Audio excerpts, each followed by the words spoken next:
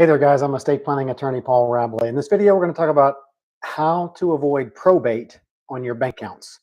So, a lot to go over. It's a very specific little niche topic, but it's a problem that comes up all the time. It's a problem when, for example, mom dies with a bank account, and in that bank account, let's say it's a checking account, maybe mom has $60,000, maybe mom has $3,000, maybe mom has $150,000, and when things aren't set up properly ahead of time, when mom dies, that account is frozen and there's really nothing anybody can do about it immediately. All of the automatic deposits stop, all of the automatic withdrawals stop. Maybe that bank account was kind of intended by the family to cover mom's funeral expenses. The funeral expenses are $15,000. There's $60,000 in account while mom's alive. She's thinking, my kids will just use that money to pay for my funeral, but the account's frozen. Nobody can get to it. Everybody's like, what do we do? So what happens is, the family, once they question, once they find out something's wrong with mom's bank account, she just passed away and we got to use it to pay for mom's funeral. Then the bank tells the surviving family members that the family needs to produce something called letters testamentary. Or maybe they tell the surviving family members that the family members need to produce some type of court order. But oftentimes the bank tells the surviving family members they need to produce letters testamentary. And nobody knows what that means. You've never heard of letters testamentary before. And most of those surviving family members, and the bank might tell the surviving family member, you need to go to a lawyer to get the letters testamentary. So immediately those surviving family members say, okay, well, I'll go get the lawyer to write a letter because we need letters testamentary. Well, letters testamentary is not a lawyer writing a letter, but for whatever it's worth, legal mumbo jumbo, legal gobbledygook. Letters testamentary is a document that is produced by the courthouse after lawyers and the family produce the last will and testament of the person who died. A judge signs a court order ordering that the will is valid, and a judge signs a court order confirming that the executor is now the executor of the will. So that all takes weeks and months. And so in the meantime, everybody's like, well, what do we do? And sometimes it's a problem because it might be the only asset that requires court and lawyer involvement after our hypothetical mom dies. Maybe she also had an IRA that had designated beneficiaries. Maybe she also had a life insurance policy that had designated beneficiaries. And so maybe this bank account is the only thing where got to go through a court process for surviving family members to gain access to it. And it's even more of a frustration if there's, let's say, $4,000 in mom's checking account and it's frozen, and the only way to do it is to go through a probate proceeding, and the cost of the probate proceeding is more than the balance in mom's checking account, which was $4,000 when she died. Now, what do you do? Now, do you throw good money after bad because you spend more on the probate to gain access to mom's $4,000 or whatever checking account? So we got a lot of issues there that we have to deal with. So I'm gonna sit here and talk about how bank accounts can be set up to avoid this happening. So I'm Paul Rabley. I'm an estate planning attorney. I've been in the middle of many probates where a bank account was frozen and survivors had to hire me to go to court to fix their problem. So again, let me just, I always like to use an example. Let's say mom died. She had a checking account. It had a $60,000 balance. And so now let's talk about what are the different kinds of things that mom could do during her lifetime to make it easy for her trusted survivor or survivors to be able to access that bank account once mom passes away without having to go through a bunch of red tape and court and lawyer proceedings. So the first option that mom has, and I call this one a hack because so many people do it without lawyer involvement, without asking a lawyer what they should do. They just do it. They go to the bank and they do it, and frankly, sometimes it works. So the first hack is and let's say mom has a daughter who's trusted. The first kind of option that mom has, it's what I call the hack, It's where mom takes daughter to the bank and adds daughter as an authorized signer on mom's bank account. Now, many daughters out there will say, Mom made me a co owner. And really, there's a really big difference. Rarely does a parent take the child to the bank and add the child as a co owner of the account. To me, that would mean the daughter owns 50% of the account, mom owns 50% of the account. That's not what happens when mom does the hack. So when mom does the hack, she takes daughter to the bank, adds her as an authorized signer. It's still mom's money. Um, the account number doesn't change. Nothing changes. It's all mom's money. Mom's deposits go in there. Mom's withdrawals come out, but she adds daughter as an authorized signer. I've had hundreds, if not thousands, of people tell me in those estate planning meetings that I have with people, yeah, mama took me to the bank and added me as a signer on her account. And then when mom died, it worked great. I was able to pay for the funeral out of mom's account because I was an authorized signer. It wasn't frozen. And in fact, at the kind of end of the day, once we made sure all of mom's bills were paid, I just closed the account and divided all of the money up between mom's heirs, which were me and my two siblings, is what that daughter might have said. So that's that kind of informal hack that a lot of people do as they add a child or someone maybe in a younger generation as being an authorized signer on a bank account. Now, again, most of the time, quite frankly, it works, especially if the family all has good relationships and the daughter, when mom dies, isn't going to go, close the account and kind of steal all the money and keep all the money from the rest of the heirs. But you really should, if you bank account owners out there are going to rely on that, you probably ought to have a serious conversation with your bank. Something like, hey, bank, I'm adding my daughter as an authorized signer on my bank account. Is she going to have any issues at all when I die if she needs to access, this account for whatever it is that she needs to access it? Is she going to need a court order? Is the account going to be frozen? And really, you shouldn't ask the lawyer that question because every bank has their own policies and procedures. They're all different. So a lawyer is never going to be able to tell you. Don't go to a lawyer and expect him, to kind of guarantee that if you add somebody as an authorized signer on your bank account, that kind of absolute guarantee that that person is going to have access when you pass away. I have seen it.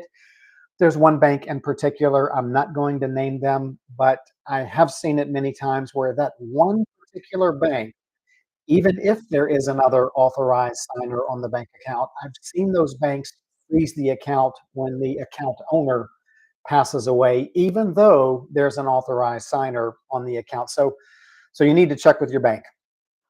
One of the objections I hear from lawyers and sometimes from consumers, which to me not much of an objection, but I hear it all the time. Well, if mom has a bank account with $100,000 in it or $60,000 in it or whatever, and mom adds her daughter who she trusts as an authorized signer on mom's bank account, well, what if the daughter gets sued? Then whoever sued the daughter is going to take all of mom's money. Now, if that has ever happened to you, or if you've ever heard it happen to someone, let's put that in the comments. I want to hear about it. Because really, here for that to really be a valid objection, here's what has to happen: mom adds daughter as an authorized signer on the bank account. Then daughter does something to get sued, and then probably within a year of that event, somebody files suit against the daughter. And then if the daughter loses the lawsuit, that's another couple of years of litigation.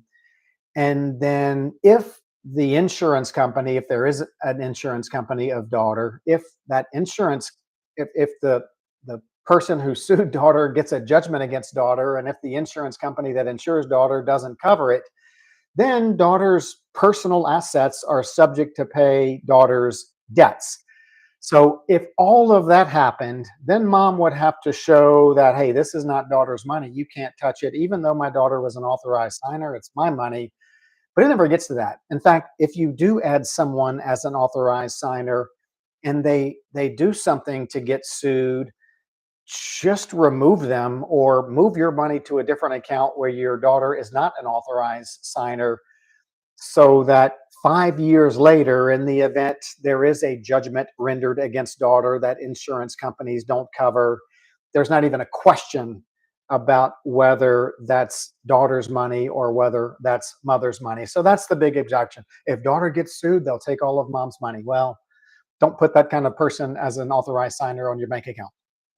All right, so that's the hack, and the hack is adding someone as an authorized signer. That's the first option that mom has if she wants to make sure that her bank account isn't frozen after she passes away, and she wants to make it simple for her survivors to be able to access it. The second option is, and that first option, look, that's access quick, so the account is never frozen. So the second option, which is also very common, is where mom sets up her bank accounts and she has a payable on death designation, commonly referred to as POD. Some people often probably mistakenly refer to it as a TOD or transfer on death. Just to get our lingo straight, banks have payable on death accounts, POD. Brokerage firms have TOD accounts, transfer on death. Since we're talking about bank accounts, we're going to talk about POD. All right, so it is common for mom to, or it sometimes works where mom has three children. She wants whatever she has when she dies to go to the three children equally. So mom goes to the bank that does offer a POD service, payable on death service, and at the bank she fills out the bank paperwork so that upon her death the bank will pay out the bank account proceeds to the three children that were listed as payable on death beneficiaries. It'll take a little while, probably not long, but it'll take a little while for those three children to access the bank account money because those three children are going to have to produce a death certificate. And so that may take weeks or maybe even months before the children, but typically not too long. But the children aren't going to get that money fast enough to be able to pay, funeral expenses, which might have to be paid, the day after or within a couple of days after mom passed away. So the authorized signer thing, if that works, that gives that survivor kind of quicker access. But the POD also works well, where you just name individuals as, again, if your estate is relatively simple and you want everything to go to three children equally. Now, if you have 20% go to be divided among your 14 grandchildren, and then you have this to that and this to that and this to that, as that's part of your estate plan, maybe that just POD of naming individuals isn't the right way to do it. You'll want to look at some of the other options. So there can be some issues, probably because of the POD's simplicity. I've looked at a lot of POD forms that banks have. If you do name your three children as the payable on death beneficiaries, and in the unlikely event that one of your children predeceases you, some of the fine print on those POD forms say if one of the POD beneficiaries predeceases the account owner, then the bank will just transfer everything to the surviving POD beneficiaries. And maybe you would have wanted, if a child predeceased you, you'd want that child's share to go to that child's children. So you have to be careful about that. So there's some other options available to you. Also, if you name individuals on your POD, beneficiary designation form, and those individuals are either minors or they're adults who you don't want to inherit money in a lump sum, then the POD simplicity is just going to pay out to those people in a lump sum. And if you have a minor listed as a beneficiary, then the bank is going to need all kind of court orders where guardians for the minor children are designated before the bank will release those funds to the minor's guardian. So that's another problem there. And then in Louisiana, there's some question whether the POD beneficiary designation supersedes the will. So that's another issue. And then maybe another issue is not 100% of the banks out there offer a POD beneficiary designation form. So you got to check with your bank and see if they offer that. But a lot of people out there, again, number one option, the hack, people are doing it without any kind of legal advice or whatever. And then a close second kind of hack or things people are doing without any attorney involvement, and I don't have any problem with it as long as it works and it accomplishes your goals, is they go to the bank kind of on their own and they do that POD beneficiary designation. So that's the second option. And then there's the third option on keeping your bank accounts out of probate, and it's titling your bank accounts in your revocable living trust. The idea there, if you leave, and this is kind of, let me step back for a second because I need to explain revocable living trust to explain the option of transferring your bank accounts to your revocable living trust. So as I back up, many people, the traditional way of getting your estate in order has been writing a will, leaving all of your assets in your name. Then when you pass away, the executor and your heirs hire lawyers, go through a court and attorney involved process called probate, and judges are involved. They have to review your will, sign court orders that your will is valid. They have to review lists of assets, make sure all your debts get paid. And then judges at the end of the court proceeding sign various court orders ordering that assets be transferred to the appropriate heirs pursuant to your will.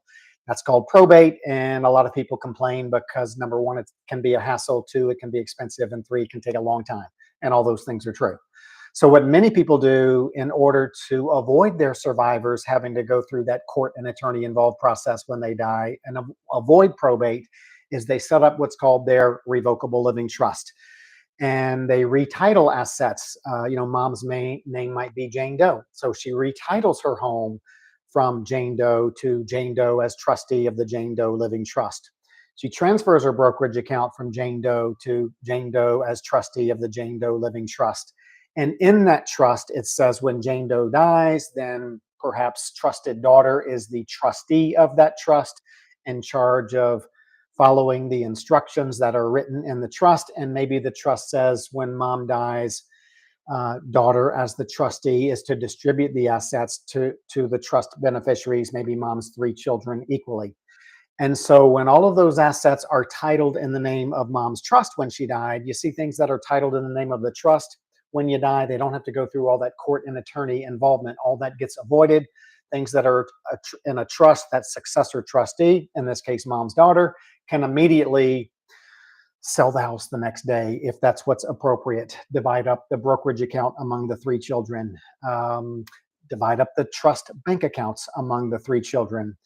Yeah, daughter will probably have to produce a death certificate to the bank, but that's it. And so all those months, or in some cases years of probate, all that gets avoided because things in a trust avoid the probate process. So a third option that mom could choose if she has her revocable living trust is she can transfer her bank accounts to her trust. And then when she dies, yes, daughter will likely have to produce a death certificate. And then the bank will turn those funds over to daughter to be able to distribute those funds to the trust beneficiaries. In our hypothetical example, that would be mom's three children. All right. And so this works well if you have something other than the most simple of estate distribution kind of instructions. Again, you've left a percentage of your estate to your grandchildren, another percentage to your estate. Maybe you left some specific bequest to your church or your school or other people. And so by having your bank accounts in your trust, it's all just kind of thrown into that trust pot for your successor trustee to distribute all of those funds, including your bank account funds, pursuant to the terms of that living trust. So, for example, if your trust says that if any of your beneficiaries are minors, then the minor's share will remain in a sub-trust, perhaps until that minor either graduates from college or reaches a certain age, maybe 25, but there's a trustee designated to use the funds for that minor's needs until that minor, reaches the age of 25 or whatever the case may be.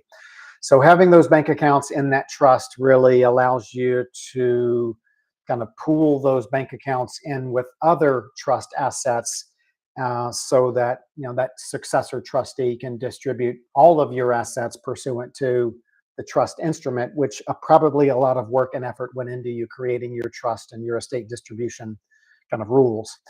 So I will say you got to be careful though with transferring your bank accounts to your trust. I think it typically works really well depending on what kind of bank accounts you have. Really works well if you transfer your CDs that you have to your trust during your lifetime, even your savings accounts to your trust. It can be tricky, maybe, if you transfer your daily checking account to your trust, depending upon what the bank's procedures are. Because some banks will say, well, if you're going to open a trust checking account, that's a whole new account number. And so we've got to close your individual account, open a new trust account with a different bank account number. And that could really mess up all of your automatic deposits, automatic withdrawals. And so now there are some banks that will just allow you to keep your same account number and just retitle that account from your name to your trust. And that's kind of easy peasy, no disruption of any automatic withdrawals or deposits that you may have. So that's one question that you want to ask. And if you're considering transferring your checking account to your trust, again, no problem with the CDs and the savings account because there's not a lot of automatic deposits and withdrawals going into and out of there. All right, so that's a third option. First option was adding an authorized signer. This is the kind of options that someone with a bank account has if they don't want that bank account not only frozen when they have to die, but nobody can access it until lawyers, courts, judges get involved, and it goes through that probate process. First hack was add an authorized signer, may or may not work for reasons we talked about. Second option, POD beneficiaries, may or may not work based on what we talked about. Third option, transferring your bank accounts to your revocable living trust, may be the option for you depending upon all those things that we discussed. And then a fourth option is kind of a hybrid of options 2 and 3. Seen a lot of people do this is they create their living trust and then they go to the bank and they fill out a POD, payable on death, beneficiary designation, and they name their revocable living trust as their POD beneficiary. So that also could work well. Again, if you have specific instructions for your successor trustee that are written into your trust, you just name your trust as your POD beneficiary. Then when you pass away, that successor trustee of your trust, in our case, it's mom's daughter, she would probably have to produce a death certificate to the bank, and then they would release those funds, and probably daughter would set up a new bank account in the name of the trust, and then again follow all the instructions in the trust as far as distributing the trust assets to the trust beneficiaries. So that's a fourth option and works well, especially when people have their revocable living trust. So there you have it. Again, I've been involved in many probates. It kind of, strong word here, but it kind of sucks when an individual either does put a lot of effort or doesn't put a lot of effort into planning their estate. But it's kind of a bummer when somebody dies and the only asset that where a probate is required to get access to it is a person's bank account. Because maybe their home, if they have a home, maybe it is in their revocable living trust. If they have a business, maybe it's also in their trust. And like I said earlier, maybe they had an IRA of designated beneficiaries. Maybe they had an investment account that had a transfer on death beneficiaries to it. But for one reason or another, they had that bank account in their name and it's frozen when they die. And now nobody has access to it. It's frozen. Now courts and lawyers and judges have to be involved just to gain access to a bank account, whether that bank account has $60,000 or $6,000 or $600 or $600,000. I will say, as a side note, every state's small estate affidavit rules are different, but let me just pull a number out of thin air. Many states, if a person's estate, again, all depends on what your state's rules are, but let's just use that as an example. Let's say a state has a small estate affidavit threshold of $100,000. Then if the total estate is under $100,000, then many states have a small estate affidavit procedure that they allow the survivors to fill out relatively minimal paperwork, get it all notarized. These are affidavits, but it's not a full-blown court proceeding like the probate is. Judges aren't involved. And so if there's a really small estate, then and accounts are frozen, then probably worth checking into whether there's a small estate affidavit procedure available to you in your state. All right, so we got some, let's see here, some questions. We've made our executor beneficiary on one checking account and POD on another checking is one. Well, if you made them a beneficiary, to me, the way I'm reading your question, and I may be reading it wrong, this is Cheryl. It's kind of the same thing, because if they were made payable on death, a payable on death form, you do designate beneficiaries. So you have your payable on death beneficiaries listed. So when you say you have a POD on another checking account, that's, you have payable on death beneficiaries, and you say you made your executor beneficiary on one account, well, you might have used a POD form to be able to name them a beneficiary. So anyway, that's my initial feedback. Can we skip the planning with the legalists for free advice and coaching to hold families together? Sue, hey Susie, good to see you again. And I learned from my mom. Okay, learned about POD from when your mom passed away. Well, I hope that all worked out well. So all right, very good. Another good one. We'll see you next time. Y'all take care.